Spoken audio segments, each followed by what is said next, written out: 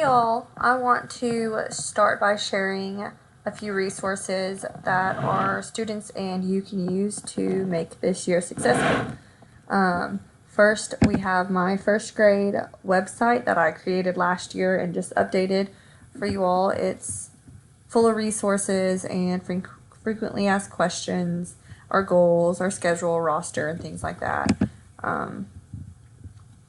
Different parent resources for you to look through, different student resources, our Cleverlink, Google Link, free websites that they can learn from, our schedule and roster of all of our students and our schedule, the goals that was in the Tuesday folder from open house,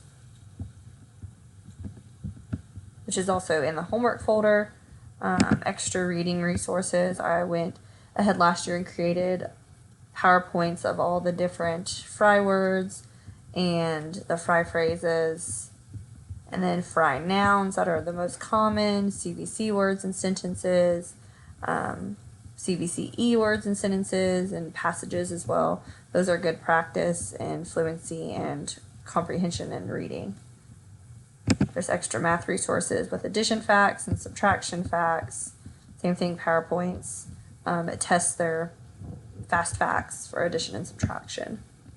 Frequently asked questions, the ice cream, ASP, school lunch, which is free this year, transportation change, where to send it first, since I'm not always going to be able to check my phone or computer, car rider, and then our school calendar for the year.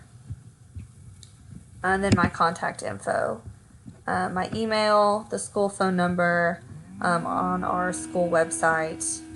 It links to my name, and then we are on our class dojo. So that is our first grade website. I hope you find it useful and resourceful. If you have any questions about it or need something opened up from it, just let me know. Next is our Clever login. So students will use Clever and Google the whole year. On Clever, they would go to clever.com and they would log in with a Google. Every student has a Google account. It's their student and then their lunch number at carrollcountyschools.com. They will log in and it should send them to my page. So they are all in my class, and these are the resources that are available to them. We've been working on this week, getting them in Prodigy, Reflex, Extra Math, Lexia, and different resources they've got to play around in. We definitely use these a lot, especially Lexia and the math resources. Renaissance is where they take their AR test. There's Storyline Online, which is reading, Epic's reading, Raskids is reading. Myon is where you can do the online reading books, and it goes directly to AR points after you take a test. And some of them are just fun learning games. Next, they will be in our Google Classroom. They all have a Google Classroom account that they're in. So they'd be in Miss Fick's first grade class. Click it, and then here they are. We have all of our students in here already, and our classwork would be posted, and resources would also be posted in here. Especially if we had a digital learning day, this is where our information would be posted.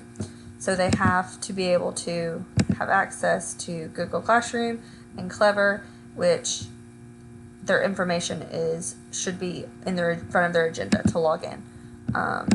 But Clever and Google are what we use the most in our classroom, and it's very important that they are able to get on those things. That should be it for our online resources and websites and what is important and used the most. If you have any questions, just let me know.